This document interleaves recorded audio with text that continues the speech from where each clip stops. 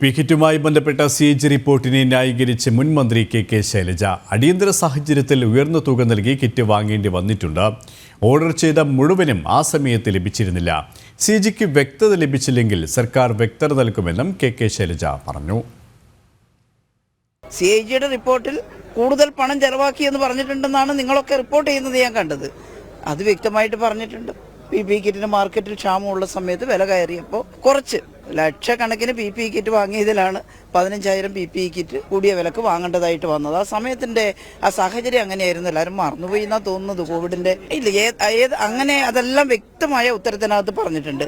ഞാനത് ആവർത്തിക്കുന്നില്ല. ആ സാഹചര്യത്തിൻ്റെ ഗൗരവവും കേരളത്തിലെ ജനങ്ങൾ മറന്നുപോവില്ല എന്നുള്ളത് ഉറപ്പല്ലേ. അതുകൊണ്ട് എനിക്ക് കൂടുതലൊന്നും പറയാനില്ല. അതിനുള്ള മറുപടി നേരത്തെ നിയമസഭക്കകത്ത് ഗവൺമെന്റിന് വേണ്ടി ബഹുമാനപ്പെട്ട മുഖ്യമന്ത്രി വെച്ചിട്ടുള്ള മറുപടി പത്രത്തിലെല്ലാം പ്രസിദ്ധീകരിച്ചതാണ്. നിങ്ങളെല്ലാവരും അതൊന്നുകൂടി എടുത്തു നോക്കിയാൽ മതി.